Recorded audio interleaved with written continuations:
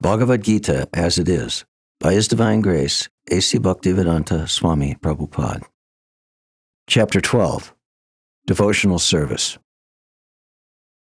Arjuna inquired, which is considered to be more perfect, those who are properly engaged in your devotional service, or those who worship the impersonal Brahman, the unmanifested?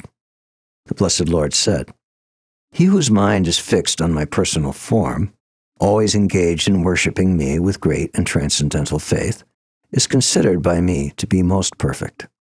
But those who fully worship the unmanifested, that which lies beyond the perception of the senses, the all-pervading, inconceivable, fixed, and immovable, the impersonal conception of the absolute truth, by controlling the various senses and being equally disposed to everyone, such persons, engaged in the welfare of all, at last achieve me.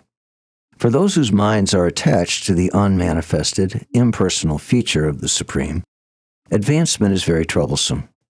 To make progress in that discipline is always difficult for those who are embodied. For one who worships me, giving up all his activities unto me and being devoted to me without deviation, engaged in devotional service and always meditating upon me, who has fixed his mind upon me, O son of Pritha, for him I am the swift deliverer from the ocean of birth and death. Just fix your mind upon me, the Supreme Personality of Godhead, and engage all your intelligence in me. Thus you will live in me always, without a doubt. My dear Arjuna, O winner of wealth, if you cannot fix your mind upon me without deviation, then follow the regulated principles of Bhakti Yoga. In this way you will develop a desire to attain to me. If you cannot practice the regulations of Bhakti Yoga, then just try to work for me, because by working for me, you will come to the perfect stage. If, however, you are unable to work in this consciousness, then try to act, giving up all results of your work, and try to be self-situated. If you cannot take to this practice, then engage yourself in the cultivation of knowledge. Better than knowledge, however, is meditation. And better than meditation is renunciation of the fruits of action, for by such renunciation one can attain peace of mind.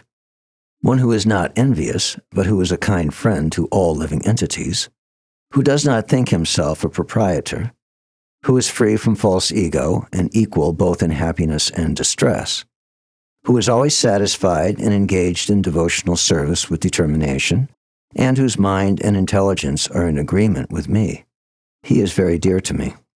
He for whom no one is put into difficulty and who is not disturbed by anxiety, who is steady in happiness and distress, is very dear to me. A devotee who is not dependent on the ordinary course of activities, who is pure, expert, without cares, free from all pains, and who does not strive for some result, is very dear to me. One who neither grasps pleasure or grief, who neither laments nor desires, and who renounces both auspicious and inauspicious things, is very dear to me. One who is equal to friends and enemies, who is equiposed in honor and dishonor, heat and cold, happiness and distress, fame and infamy, who is always free from contamination, always silent and satisfied with anything, who doesn't care for any residence, who is fixed in knowledge and engaged in devotional service, is very dear to me.